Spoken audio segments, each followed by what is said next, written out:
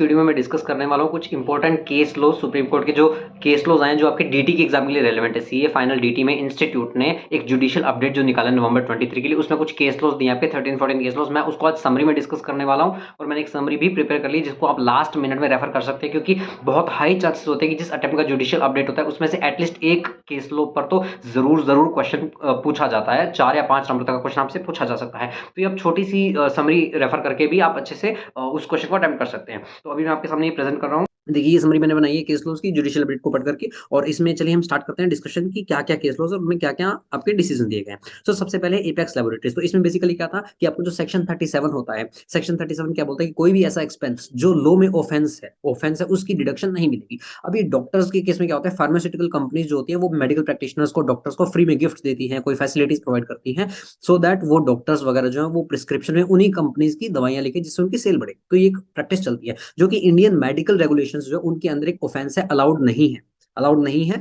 तो इसलिए अब इस केस लॉ में क्या कहा है, सुप्रीम कोर्ट ने कहा है कि जी हाँ, ये जो आप मेडिकल प्रैक्टिशनर्स को गिफ्ट दिए जाते हैं या फ्रीबीज इनको बोलते हैं, फ्रीबीज जो दी जाती है वो आपकी अलाउड नहीं होंगी और उस अमाउंट को डिसअलाउ कर दिया जाएगा। जो फार्मास्यूटिकल कंपनी इनको फ्रीबीज देगी उस फार्मास्यूटिकल कंपनी के टैक्स कॉम्पिटिशन में इसको डिडक्शन नहीं मिलेगी।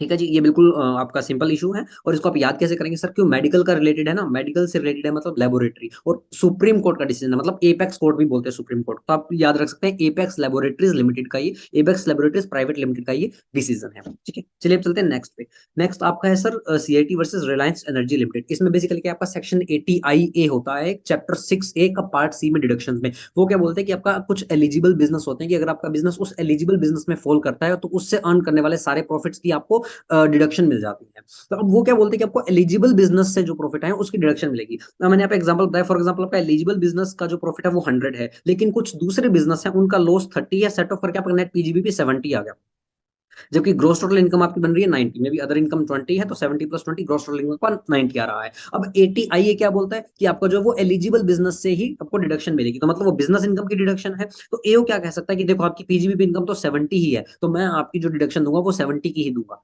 है ना। तो ग्रोस टोटल इनकम बेसिकली हमें जो डिडक्शन हम लेते हैं वो हम किस में से लेते हैं, gross total income minus deduction, और फिर टैक्सेबल इनकम टोटल इनकम आता है।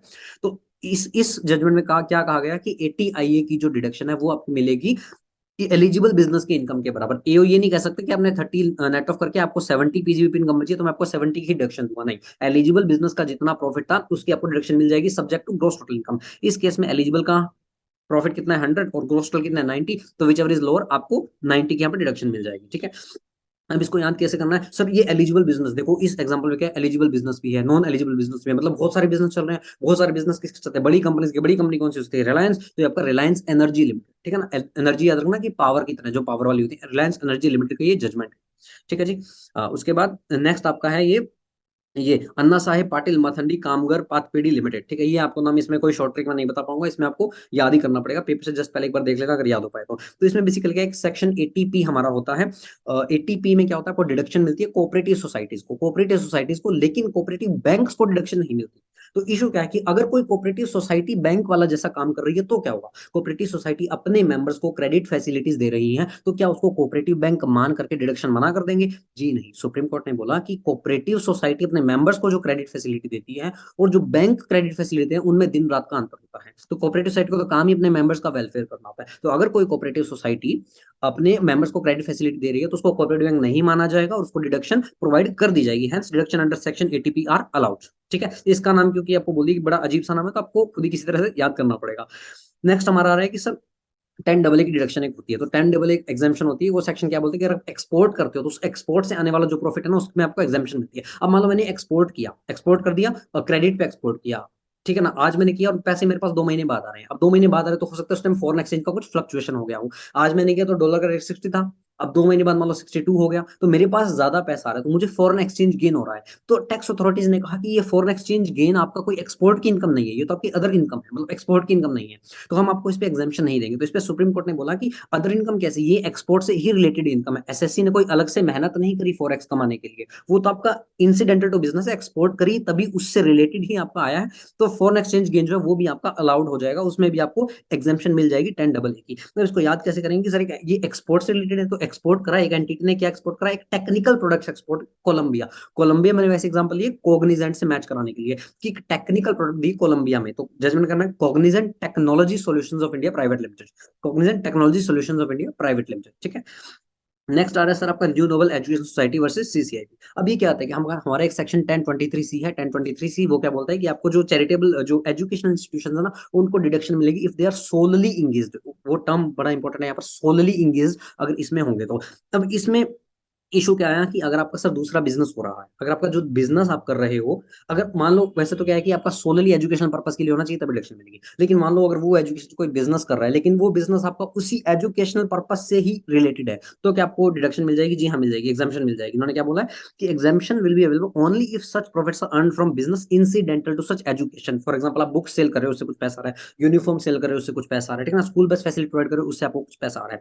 लेकिन हाँ, फॉर एग्जाम्पल आपने स्कूल का जो प्लेग्राउंड है वो आपने सेमिनार के लिए, शादियों के लिए, इन सब चीजों के लिए वहां से आप रेंटल इनकम कमा रहे हो, तो वो आपके एजुकेशन से रिलेटेड नहीं है। एक और चीज यहाँ पे छोटी सी याद रखने वाली कि भले ही आपने किसी थर्ड पार्टी को अपना ग्राउंड दिया, भले ही एजुकेशनल सेमिनार अटेंड करने के लिए, लेकिन आपने तो थर्ड पार्टी को दिया ना, वो आपका एजुकेशन पर्पज के लिए नहीं है, आपने थर्ड पार्टी को दिया और उससे आपने रेंटल इनकम पाई, तो वो उस केस में भी आपको एग्जाम्पशन नहीं मिलेगी, ठीक है। तो इसको आप याद कैसे करोगे सर? ये 1023 सी की ये जजमेंट क्यों आई? क्योंकि इस तरह की नई एजुकेशनल सोसाइटी आई थी, बड़ी नोबल कोज से, एजुकेशन के नोबल कोज लेकर के नई सोसाइटी आई थी, जिसको इस सेक्शन की ज्यादा अंडरस्टैंडिंग नहीं थी, इसलिए सुप्रीम कोर्ट को जजमेंट देनी पड़ी।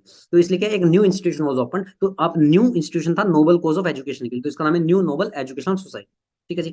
नेक्स्ट जजमेंट है आपकी सर, ये क्या बोल रहे हैं कि चैरिटेबल ट्रस्ट जो है हमारी ना, जो आपका अगर आप डेफिनेशन देखोगे तो चैरिटेबल ट्रस्ट के कुछ स्पेसिफिक होते हैं कि वो इन कामों में एंगेज होना चाहिए। उसमें एक advancement of general public utility वाला ऑब्जेक्टिव होता है, जिसमें आपको होता है कि आप बिजनेस पर्पस, अगर आप कोई बिजनेस कैरी ऑन करो तो आपको डिडक्शन नहीं, एग्जाम्पशन नहीं मिलती, लेकिन हाँ अगर बिजनेस रिसर्च से हो मैक्सिमम 20% ऑफ टोटल रिसर्च से फिर आपको एग्जाम्पशन मिल जाती है।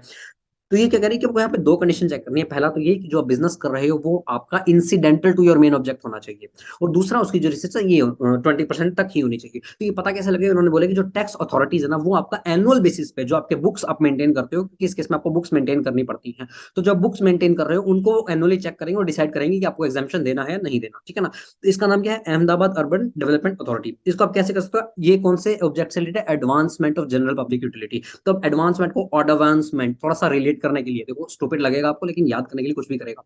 तो एडवांसमेंट का मतलब ऑडवांसमेंट, और ऑडा मतलब AUD, advance Ahmedabad urban development authority, इसकी जजमेंट है, ठीक है जी। नेक्स्ट आ जाए Singapore airlines limited versus CIT. अब इस केस में क्या है, ये थोड़ा सा टेढ़ा है, मैंने नीचे एग्जांपल भी वो डाल दिया जो इंस्टीट्यूट में हमने जुडिशियल अपडेट में दिया हुआ है। तो ये क्या कह रहे हैं कि जैसे एयरलाइंस क्या होती है, मान लो अपने टिकट्स किसको प्रोवाइड करती है? एजेंट्स को, और एजेंट्स आगे सेल करते हैं। एयरलाइंस ने प्रोवाइड कर दी मान लो 1 लाख रुपए में, ठीक है ना, एयरलाइंस ने मान लो 1 लाख रुपए में प्रोवाइड कर दिया आपको एजेंट्स को, और एजेंट्स को बोला कि तुम 2 लाख रुपए तक कितने में भी बेचो, ठीक है। तो एयरलाइंस क्या करती थी उस पर? पहले तो जितने भी उन्होंने दिया ना उस पर वो कमीशन काट लेती थी, उतने पे वो कमीशन काट लेती थी, और उसके बाद एजेंट कितने पे भी बेचे, एजेंट कितने, एयरलाइन को पता नहीं लगता था। अब कोर्ट ने क्या बोला है कि एयरलाइंस आपको पूरा पूरा कमीशन इनकम जो एजेंट का हो रहा है उसको पूरे पे टीडीएस काटना है। अगर आप एग्जांपल भी देखें आपको समझ में आ जाएगा कि एक तो जो बेस फेयर, एक ये आईएटीए करके एक एसोसिएशन है, इंटरनेशनल एयर ट्रांसपोर्ट एसोसिएशन, ये बेस फेयर डिसाइड करती है। एक तो उस बेस फेयर पे आपको स्टैंडर्ड कमीशन का जो रेट है वो आपको काटना ही काटना है, उसके बाद जितना पैसा एजेंट ने कमाया, जैसे अगर मैं एग्जांपल की बात करूं, देखो मान लो बेस फेयर डिसाइडेड है 1 लाख रुपए, नेट फेयर एयरलाइन बोल रही है कि हमारी टिकट 60,000 की है, लेकिन इन्होंने 1 लाख का बेस फेयर डिसाइड किया हुआ है, और एक्चुअल फेयर जो ट्रेवल एजेंट ने टिकट बेची 80,000 की। अब देखो एयरलाइन ने 60,000 रुपए की टिकट दी ट्रेवल एजेंट, ठीक है, लेकिन ट्रेवल एजेंट ने क्या करा, उसको आगे 80,000 का बेचा, तो 20,000 रुपए ट्रेवल एजेंट ने और कमा लिए। अब टोटल कमीशन कितना माना जाएगा जिस पर एयरलाइन को टीडीएस करना है? एक तो बेस फेयर के ऊपर कमीशन, बेस फेयर कितना है? 1 लाख, इसके ऊपर 7% का आपको कमीशन रेट दे रखा है, स्टैंडर्ड कमीशन। तो 1 लाख जो बेस फेयर था, भले ही एयरलाइन ने 60,000 रखा है, 1 लाख रुपए, और ये आपका क्या रहेगा? 7%, इस पे 7,000, और उसके बाद जो एक्स्ट्रा ट्रेवल एजेंट ने कमाया 20,000, उस 20,000 को भी आपको कमीशन मानना है। तो टोटल इन दोनों कमीशन को ऐड करके उस पे आपको टीडीएस डेबिट करना है, ठीक है ना। ये आपकी जजमेंट की, आपको समझ आ गया, वरना आप रिवाइंड करके बार देखेंगे तो आपको फिर समझ में आ जाएगा कि इसमें क्या किया। आप एग्जांपल देखकर भी अच्छे से समझ सकते हैं। इसका नाम याद कैसे होगा सर? एयरलाइंस की बात हो रही है, एयरलाइन अगर फ्लाइट में जाएंगे तो कहीं पे सर सिंगापुर देख के आएंगे ना, अच्छी कंट्री है, बढ़िया कंट्री, तो सिंगापुर एयरलाइंस लिमिटेड, बस ऐसे।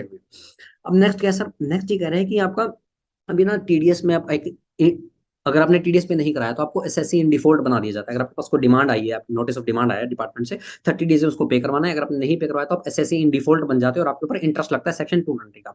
अब इसमें क्या बोला इन्होंने, पूछा है कि सर क्या हम हमारा, लेकिन मान लीजिए कोई डीटीडब्ल्यू से रिलेटेड कुछ वो था, डबल टैक्सेशन अवॉइडेंस एग्रीमेंट होता है DTAA, इंडिया का बहुत सारी कंट्रीज के साथ है। अगर उस ट्रीटी से रिलेटेड कोई डिस्प्यूट अराइज हो जाता है, इंडिया बोलता है मैं टैक्स कलेक्ट करूंगा, जापान बोलता है मैं करूंगा ऐसे, तो फिर क्या होता है, दोनों कंट्रीज मिलकर के एक म्यूचुअल एग्रीमेंट प्रोसीजर, ये एक आपका डिस्प्यूट की तरह होता है, डिस्प्यूट में चली जाती है इशू कि वो फाइनली बाद में डिसाइड होता है कि इसमें आपका टैक्स कलेक्ट करने का रिस्पॉन्सिबिलिटी किसका है।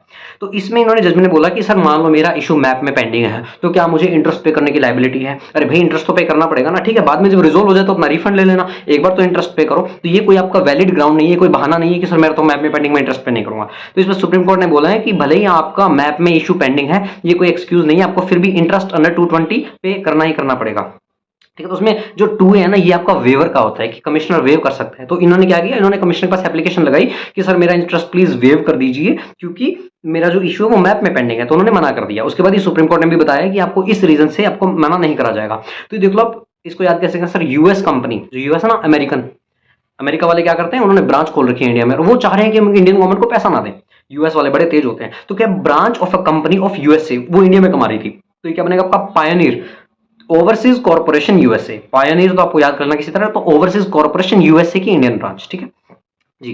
उसके बाद नेक्स्ट आता है सर आपका रिलायंस टेलीकॉम लिमिटेड का। इन्होंने क्या बोला कि मान लीजिए आईटेट ने कोई ऑर्डर पास कर दिया, अब आईटेट कोई ऑर्डर पास कर देता है, उसके बाद आईटेट के पास ये राइट्स होते हैं, पावर होती है कि वो रेक्टिफिकेशन कर सकता है अपने उसकी जो अपने ऑर्डर दिया ना उसको, अगर उसमें कोई मिस्टेक अपरेंट फ्रॉम रिकॉर्ड है तो आप उसकी रेक्टिफिकेशन कर सकते हो। लेकिन इसमें ये आया कि मान लो जो पूरा ऑर्डर ही गलत हो गया, तो क्या आईटेट के पास ये पावर है कि वो खुद का ऑर्डर वापस बुला करके और उसको वापस हियरिंग करके, वापस दोनों पार्टीज की हियरिंग करके और वापस से नया ऑर्डर निकाल दे? ये पावर उनके पास नहीं है। उसके बाद अब क्या होगा, अगर ऑर्डर गलत हो गया तो हो गया, अब हाईकोर्ट ही उसको चेक करेगा, ठीक है ना। तो आप सिर्फ रेक्टिफिकेशन कर सकते हो, पूरा का पूरा ऑर्डर को आप रिकॉल करके रीहियरिंग नहीं कर सकते, ठीक है नहीं। तो ये आप करिए। अब देखो इसको याद कैसे करोगे सर, रिकॉल मतलब कॉल करना। कॉल किससे होती है, टेलीकॉम से। तो रिलायंस टेलीकॉम लिमिटेड का ये केस है जहां पे आईटेट पूरा ऑर्डर अपना रिकॉल नहीं कर सकता।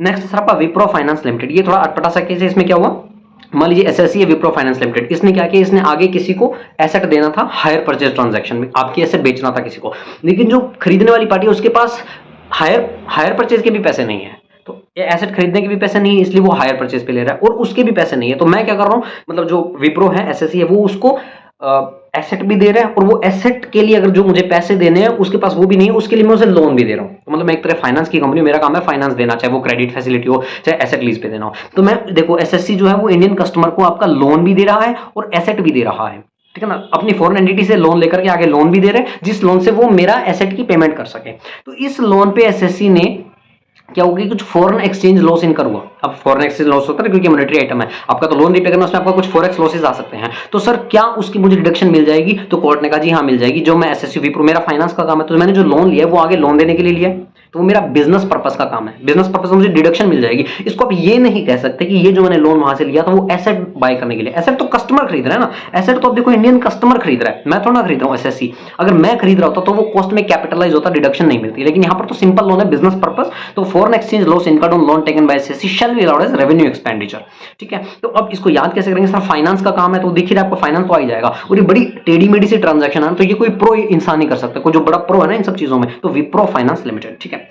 नेक्स्ट आपको क्या कर रहा है कि सर मान लीजिए एक ट्रांसफर प्राइसिंग होती है, आर्म्स लेंथ प्राइस निकालते हैं। क्या निकालते हैं? आर्म्स लेंथ प्राइस निकालते हैं। तो क्या आर्म्स लेंथ प्राइस निकालना एक क्वेश्चन ऑफ फैक्ट है, क्वेश्चन ऑफ लॉ है? क्योंकि हाई कोर्ट सिर्फ क्वेश्चन ऑफ लॉ में जा सकता है। तो इसमें कोर्ट ने बोला कि high court arms length price को भी डिसाइड कर सकता है, क्योंकि ये आपका क्वेश्चन ऑफ लॉ माना जाएगा, क्योंकि आर्म्स लेंथ प्राइस निकालने में आपका एक्ट का यूज होता है, एक्ट के रूल्स का यूज होता है, तो ये आपका क्वेश्चन ऑफ लॉ है, ठीक है। तो आपका एएलपी आप कर सकते हो। अब इसको याद कैसे करेंगे सर, एसएपी एएलपी, ये देख लेंगे 3 शॉर्ट फॉर्म आ रही है दोनों में। एएलपी डिसाइड वाले केस में क्या होगा, SAP labs India private limited, ठीक है ना, एसएपी एएलपी एएलपी। अब नेक्स्ट आपका क्या करें सो, जो आपकी पेनल्टी एक्ट सेक्शन 271C की, वो क्या बोलती है कि अगर आपने गवर्नमेंट को अगर आपने टीडीएस डिडक्ट नहीं करा तो आपके ऊपर ये पेनल्टी लग सकती है 271C की। तो इन्होंने क्या बोला है कि सर सेक्शन क्या बोलते हैं कि सिर्फ टीडीएस डिडक्ट ना करने पर पेनल्टी लगी। मान लीजिए मैंने डिडक्ट कर लिया लेकिन मैंने गवर्नमेंट को पे नहीं करवाया, डिडक्ट तो कर लिया गवर्नमेंट को पे नहीं कराया, तो क्या ये पेनल्टी लग सकती है? नहीं लग सकती। भैया सेक्शन खुद ही बोलता है कि सिर्फ टीडीएस डिडक्ट ना करने पर पेनल्टी लगेगी।